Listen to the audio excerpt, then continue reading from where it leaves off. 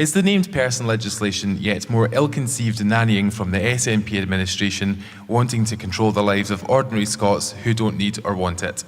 Ian Murray, Labour, I think, has called for a pause in this policy. Yes, we went against the principle of named person, and let me explain why. Because we've seen vulnerable children slip through the net far too often. I was on the City of Edinburgh Council when we had the Caleb Ness case that people will remember, and we went and seen Brighton with the Columbier case. We've had Baby P, all of these very high-profile cases where children have slipped through the net. So in terms of vulnerable children, the principle of named person as a concept is something that we should look at. So we supported that principle.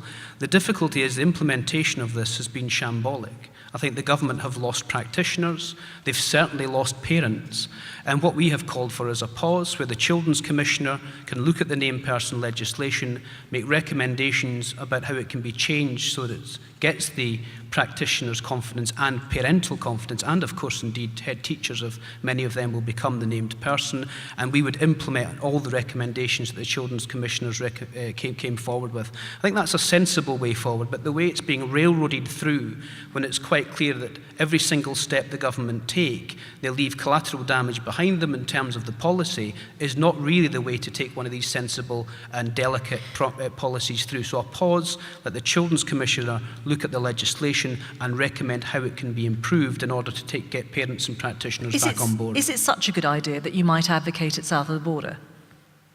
Well, I'm not sure if we would advocate it south of the border. There's a very pragmatic political point here. We supported the principle of the legislation.